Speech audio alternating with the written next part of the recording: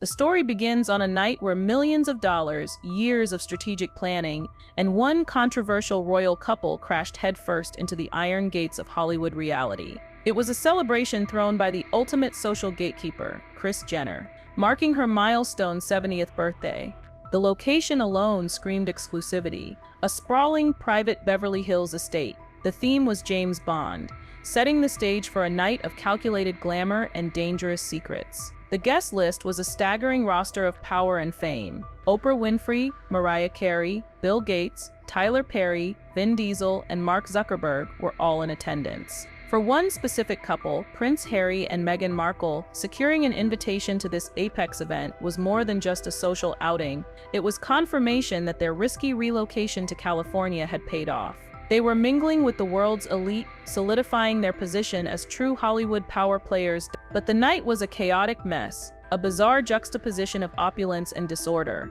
Despite the thousands spent on privacy and planning, the party quickly spiraled out of control. The extravagance was so loud, the music so booming, that the neighbors of Beverly Hills started calling the police. Officers were photographed outside the mansion, issuing warnings to the security detail. The spectacle was so brazen that the police were forced to return when massive fake hedges were discovered blocking the street without a proper permit. The images of cops talking to security at a party attended by A-listers worth billions soon went viral, sparking comments online about the sheer embarrassment of the situation. The irony was staggering. The world's most famous stars were acting like unruly teenagers, getting busted for noise complaints and traffic violations. This external chaos, the literal police presence at the gates, established the volatile, high-stakes environment of the night.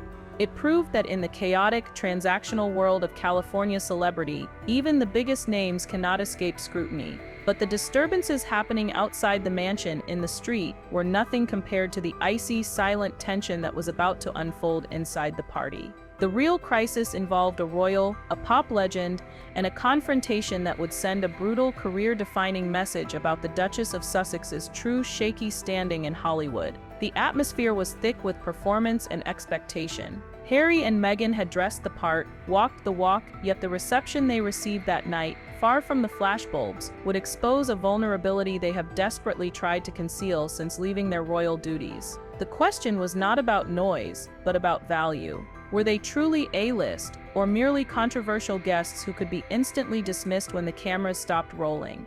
The arrival of the Duke and Duchess of Sussex at the bash was a carefully orchestrated moment of calculated glamour. They arrived hand in hand, having just attended the Baby 2 Baby Gala nearby, maximizing their strategic visibility on a single night. Meghan was stunning in a sleek black wrap skirt paired with a black turtleneck top, while Harry complimented her in a sharp black tuxedo and a bow tie. They looked every bit the Hollywood power couple, perfectly embodying the James Bond theme. Yet, this carefully constructed image masked a profound sacrifice. This star-studded, noise complaint-generating spectacle occurred in early November 2025. This timing placed the event squarely over Remembrance Sunday weekend, a deeply solemn and vital calendar moment for the British royal family. While King Charles was set to lead the nation in silence at the cenotaph in London to honor the fallen, the Sussexes were making their glamorous debut at an over-the-top Beverly Hills birthday bash. This choice underscored the full extent of their Hollywood pivot. They consciously traded the permanent dignity and solemnity of their former roles for the ephemeral, dazzling chaos of the American celebrity machine. By prioritizing a star-studded party over traditional duty, they made a powerful, if controversial, statement. Their future, their livelihood, and their identity were now fully vested in the high-risk, high-reward world of the A-list. This deliberate decision meant that their success or failure would now be judged solely by Hollywood's ruthless standards that place premium value on current box office draw and uncontroversial social standing. They secured the invitation, they walked the carpet, but securing true acceptance, the kind that money and titles cannot buy, proved far more challenging. The atmosphere of performance was thick. Everyone there was selling something, be it a brand, a show, or an image. Their inclusion in this elite circle was their highest bid for professional validation, but the acceptance they desperately sought was about to be swiftly and publicly withdrawn. The true test of their fragile Hollywood standing arrived later. in the form of a globally recognized, Grammy-winning powerhouse whose silent reaction would send ripples through the entire party. Among the titans of industry and entertainment present that evening were Adele and her partner Rich Paul. Adele occupies a rarefied space in Hollywood. She is a powerhouse of genuine talent, known for her authenticity and ability to sell out arenas worldwide. She is one of the few celebrities who operates largely above the transactional nature of the California A-list grind, lending immense weight to her social judgment. The rumor mill spun violently following the event, focusing specifically on an alleged encounter between Meghan and Adele. Sources close to the narrative suggest a moment of ice-cold tension, where Meghan attempted to engage with the singer, perhaps leveraging their shared British background or their proximity in the Montecito, LA circles. The alleged response from Adele was reportedly brief, non-committal, or dismissive, a reaction that felt less like an accidental miss and more like a deliberate, silent slight. Why would a seemingly minor interaction with Adele matter so much? Because a snub from the global superstar is devastating. Adele represents the purest form of success, earned through generational talent, not through inherited titles or dramatic controversy. If Adele, the embodiment of authentic celebrity, offers an ice-cold reception, it functions as a public execution of social standing. It signals that you have failed the ultimate Hollywood authenticity test, confirming the perception that the controversial element of the Sussex brand is simply too much baggage to carry in a casual social interaction. This perceived rejection, even if subtle, would have immediately redefined the air around Meghan. She was in a room full of peers she wanted to impress, but Adele's alleged response acted as the party's silent judge, broadcasting the verdict to those watching. The Duchess of Sussex was not yet, or perhaps never would be, part of the inner circle. The conversation may have been brief, the air may have only been slightly thinner, but the feeling of being actively dismissed by the very crowd they craved was immediate and palpable. That singular interaction, whether direct or perceived, encapsulated the difficulty they face in translating royal fame into respected Hollywood capital. Yet, this silent snub was only the opening act. What happened on social media hours later sent a far clearer, more humiliating message about where they truly stood in the Kardashian-Jenner universe. The real scandal began not during the police drama outside, nor in the quiet corners of the ballroom, but on Instagram the following Monday. After the lavish party concluded, Kris Jenner, the host and queen of strategic social media, shared an extensive carousel of photos from the night. Crucially, this initial upload included a cheerful snapshot of Prince Harry and Meghan Markle, smiling happily while posing with the birthday girl. The image served as momentary proof they were officially invited, officially included, but then came the sudden shocking reversal. Only hours after the snaps went live, the photo featuring the Duke and Duchess of Sussex went noticeably missing. Kris Jenner had performed a definitive, public, digital purge, deleting the image from her social media account. Adding insult to injury, Kim Kardashian had also initially shared a photo featuring Meghan, the As Ever brand founder, with Prince Harry standing in the background, and that image too was deleted from Kim's account. The deliberate deletion of these images functioned as the ultimate public shaming. In the hyper-curated transactional world of high-level celebrity, photographs shared by the Kardashian-Jenner family are carefully managed assets. Deleting a photo of an A-list guest is not an accident. It is a calculated retraction of social approval. It suggests that the Sussexes were suddenly deemed a liability, or that their inclusion caused immediate, undesirable scrutiny or negative feedback that the powerful family wished to avoid. This is critical because Hollywood operates on a quid pro quo system. A-list acceptance is tied directly to current professional capital. The fact that the photos were purged suggests an immediate calculation took place. They were included in the guest list draft, but cut before the final social media edit.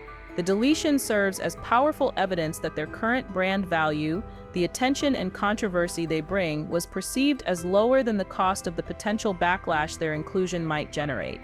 This public erasure provided confirmation that the frozen-out narrative was not based on royal protocol, but on calculated Hollywood PR strategy.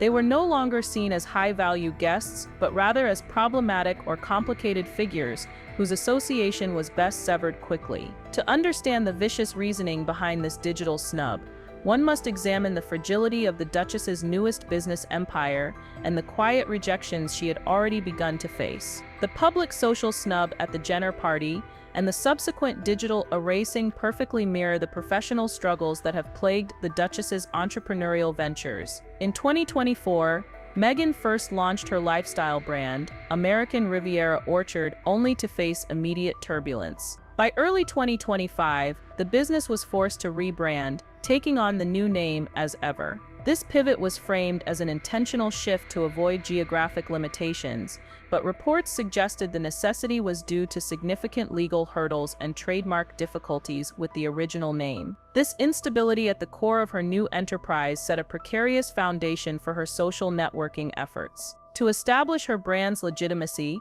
and secure her place among the elite, the Duchess began using her gourmet products like artisanal jams, honey, and rosé wine as a strategic networking tool. This involves sending highly exclusive limited edition gift baskets to powerful figures. Khloe Kardashian received one, and critically, Kris Jenner was noted as one of the 50 key recipients of the highly coveted jam before its official launch. This gifting network is designed to establish reciprocity and association.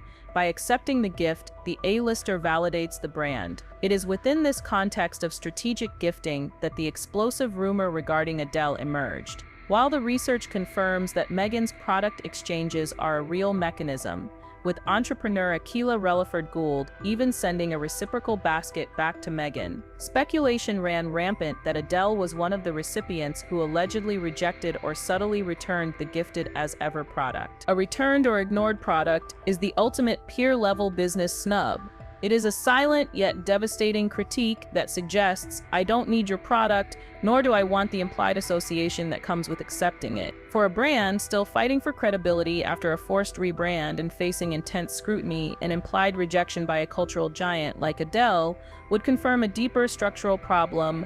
The A-list is hesitant to attach their established, authentic reputations to the highly controversial as Ever venture. This reluctance demonstrates that the social frostiness experienced at the party was merely the reflection of a wider professional dismissal. The jam wasn't the only thing seemingly souring for the couple. Their highly touted, multi-million-dollar deals with the streaming giant were about to hit a brick wall, proving the social frostiness was merely the reflection of their professional failures. The social scrutiny and alleged snubs at the Kris Jenner party in late 2025 cannot be separated from the escalating pressure cooker of their Hollywood content deals. Following the embarrassing termination of their Spotify deal, the couple faced intense pressure to deliver for Netflix, the anchor of their financial independence. Failure here meant the collapse of their entire California strategy. The reception of Meghan's Netflix series with Love, Meghan proved devastating. Trade publications and critics unleashed brutal assessments. The Hollywood Reporter delivered a scorching review of Season 2, calling the series as sour as the first season. The critique highlighted significant issues, including recycled storylines, failed attempts at relatability, and awkward efforts at cosplaying middle class in their Montecito mansion. The show was publicly labeled a ratings disaster and considered by some to be one of the worst programs on Netflix. The constant stream of negative critiques linking their failure to deliver high-quality content meant their professional currency, their bankability, was rapidly diminishing. The core theme of the Hollywood environment is that it is strictly transactional. If their original reported $100 million exclusive contract was not producing the promised returns, their leverage disappeared instantly. The professional judgment was harsh. The Wall Street Journal noted that the couple were revealed as seemingly incompetent, lazy, and talentless for failing to fulfill their contractual obligations. This loss of leverage resulted in a strategic retreat concerning their deal structure. While supporters emphasized the continuation of their partnership, the reality was a necessary restructuring. Their initial, highly lucrative exclusive deal shifted to a less restrictive first-look deal. While a first-look deal provides some freedom to shop projects elsewhere, it primarily signals Netflix's reduced confidence. The streaming giant was no longer willing to bankroll their entire creative output exclusively. This contract modification, regardless of the spin, served as undeniable proof that the couple's ability to generate value was in question, placing them under extreme pressure to perform.